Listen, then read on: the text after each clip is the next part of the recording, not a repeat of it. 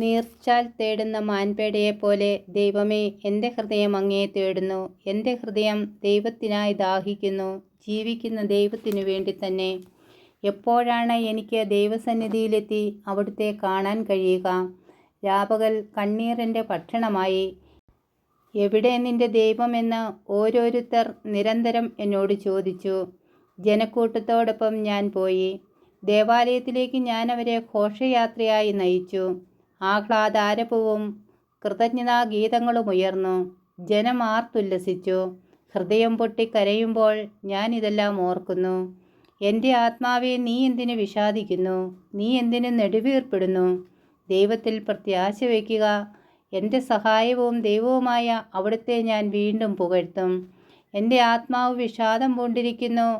അതിനാൽ ജോർദാൻ പ്രദേശത്തും ഹെർമോണിലും മിസാർ മലയിലും വെച്ച് അങ്ങയെ ഞാൻ അനുസ്മരിക്കുന്നു. അങ്ങയുടെ വെള്ളച്ചാട്ടങ്ങളുടെ ഇരമ്പൽ കൊണ്ട് ആഴം ആഴത്തെ വിളിക്കുന്നു. അങ്ങയുടെ തിരമാലകളും ഓളങ്ങളും എൻ്റെ മീതെ കടന്നു പോകുന്നു. കർത്താവ് പകൽ സമയത്ത് തൻ്റെ കാരുണ്യം വർഷിക്കുന്നു. രാത്രികാലത്ത് അവിടുത്തേക്ക് ഞാൻ ഗാനമാലപിക്കും. എൻ്റെ ജീവൻ്റെ ദൈവത്തോടുള്ള പ്രാർത്ഥന തന്നെ. അവിടുന്ന് എന്നെ മറന്നതെന്തുകൊണ്ട്?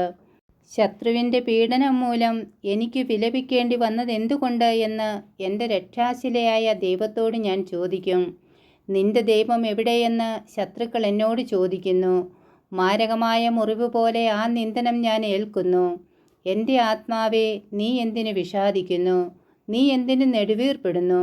ദൈവത്തിൽ പ്രത്യാശ വയ്ക്കുക. എൻ്റെ സഹായവും ദൈവവുമായ അവിടുത്തെ ഞാൻ വീണ്ടും പുകഴ്ത്തും.